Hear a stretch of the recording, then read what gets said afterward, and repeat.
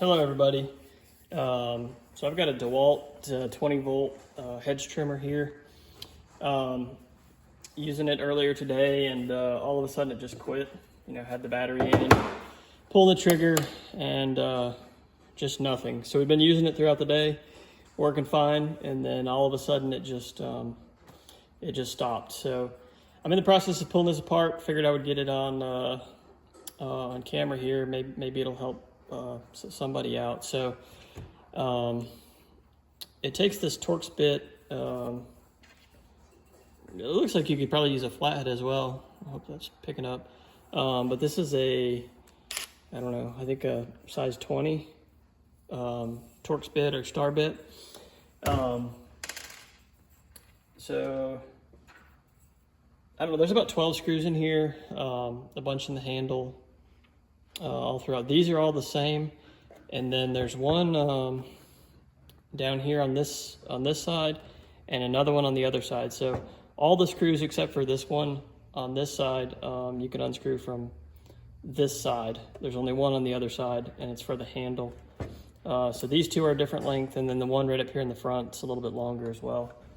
So anyways, to get once you take the screws out, this just kind of slides down, it felt like. I'll just go ahead and lay that up there. And then and again, what I'm trying to do is get into the case. So, and then this little guard up here, you just stick a screwdriver in there and spin it, and I think it just pops out. They say the screw comes through there. So yeah, that's it. So you take those screws out, those I don't know, 12 screws ish, and then you can kind of pop open the case here. Okay, so got the case open. It's not super complicated. Let me push that back. So everything fits in here. I'm trying not to get anything too out of place where I can just slide it back together.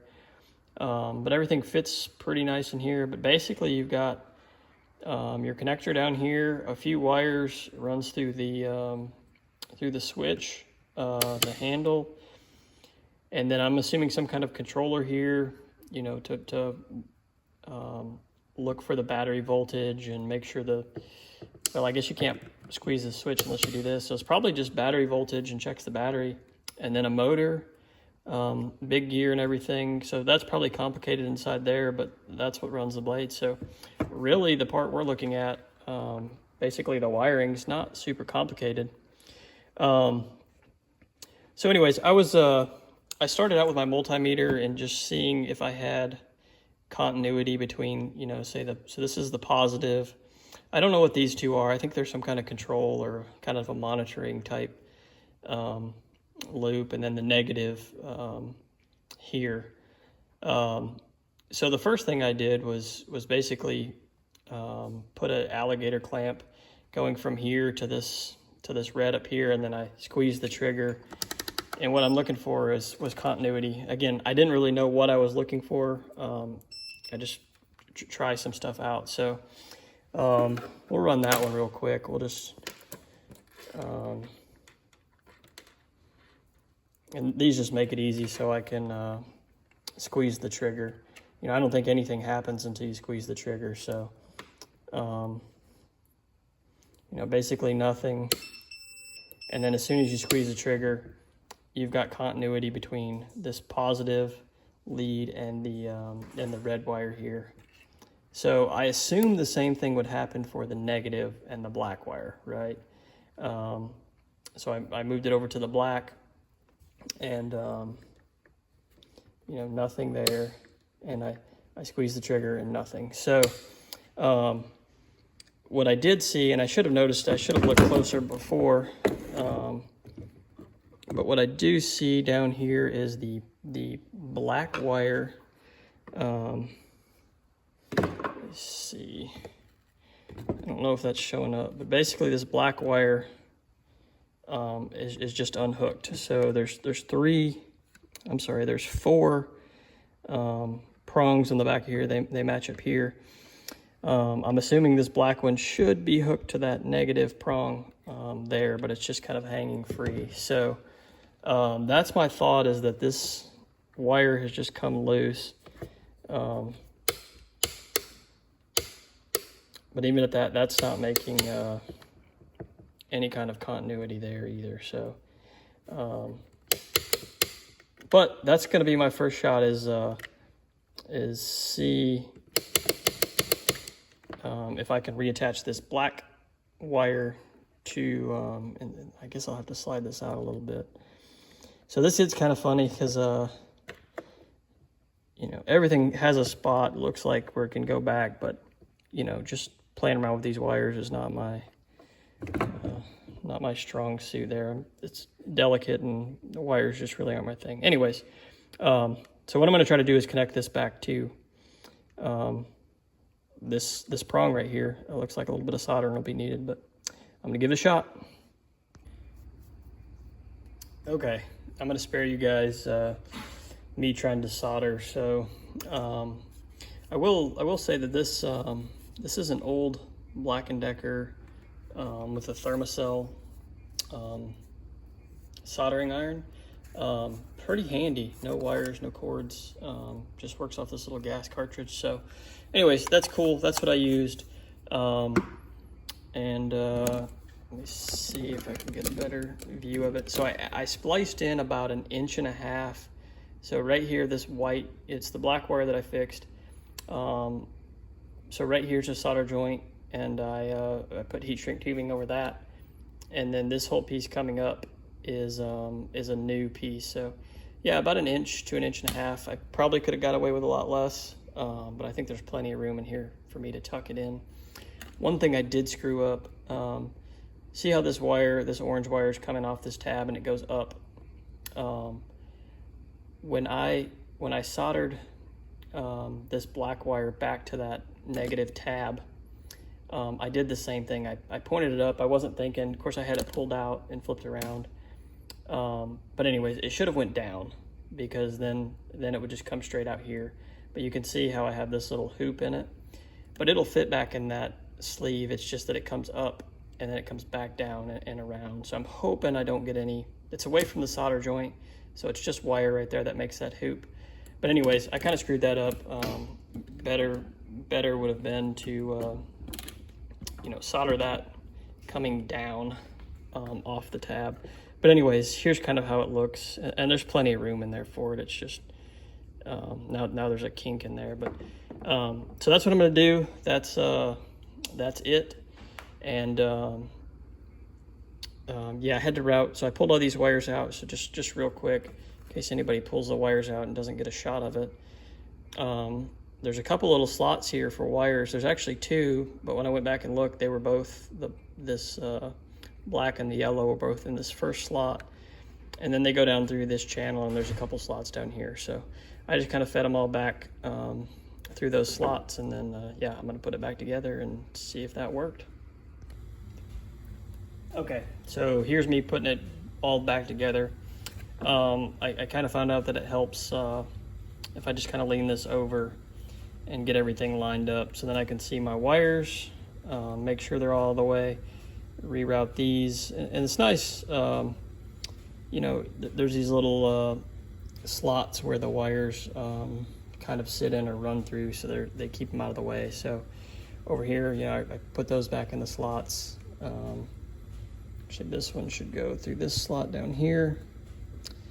And then it helps to, there's a peg here and a peg here that go all the way through, so it helps to put those on. And then, let me spin over there. This little foam or fiberglass piece goes back in there, and it fits inside this little slot. So anyways, tip it up, a little easier to get everything back in. And then, you know, I'm really concerned about my wires. Mainly, you know, making sure they don't get pinched in there or anything. So trying to make sure that they stay where they need to be.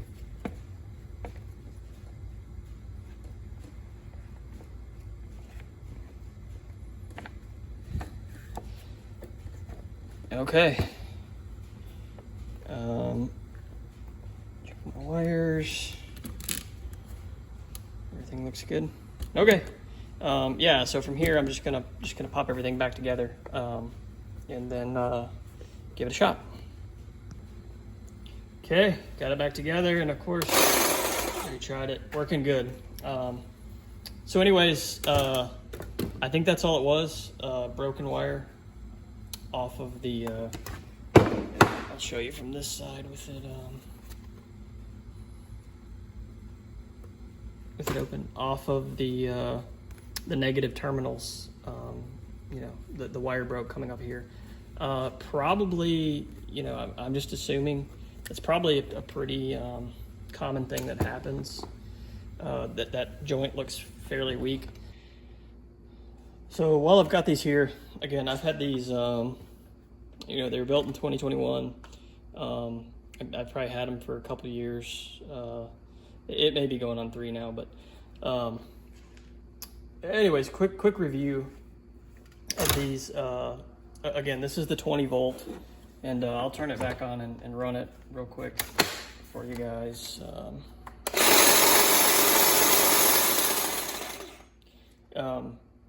So they run pretty good. They're not the most powerful thing, you know, I've ever held. I before I got these, I had a gas, you know, like a 2-stroke. I can't remember what brand it was, but a pair of hedge trimmers that were gas. Worked really good. They were obviously quite a bit more powerful than these, but they were a little bit heavy. And so I've got some big holly bushes that I trim, and they're probably 4 or 5 feet wide.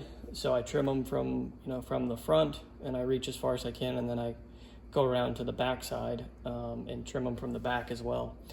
So with the gas ones, it was super hard to you know, reach out and trim, say, with one hand. So I could get, you know, a full extension. So now I do know they make, you know, the actual hedge trimmers, like a pole saw type hedge trimmer, long blade. So I could have got those, but anyways, I seen these. I had some gift cards for, you know, the hardware place that had it, so I went ahead and bought it, and it's actually been really good. The weight is probably the biggest thing, right? You're sacrificing some power, and of course you're always dependent on having batteries. Luckily I have quite a few because I have a lot of Dewalt tools, but again, this is the 20 volt, so I think they make some other ones, but so not super powerful, but very, very easy to use and maneuver.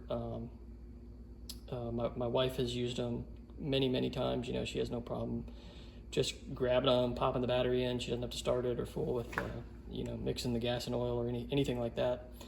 And then this is the only problem we've had out of it was this wire, which kind of stinks, but you know, not the end of the world. So compared to the gas ones, you know, depending on the year, sometimes they would run fine all year without anything. Sometimes I'd have to mess with the carburetor. And so anyways, what I'm getting at is, you know, the gas ones are way more powerful. If you've got big stuff or heavy stuff, it'll run through it quick and easy. But these are very lightweight, and again, I only use them around the house. You know, we've got shrubs kind of all around the house, and so they probably get, you know, twice a year, 2 good times a year is when I really take them out and kind of spend all day using them. And then just some cleanup stuff here and there. We've even cut branches out of the trees, you know, small branches, basically whatever will fit in this, in between these tines here, it'll cut.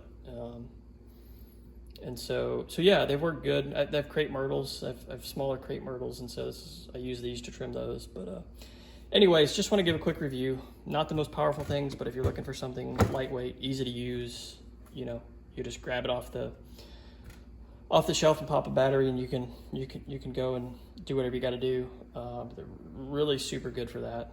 So I just thought I'd give that quick review of these. All right, thanks for watching.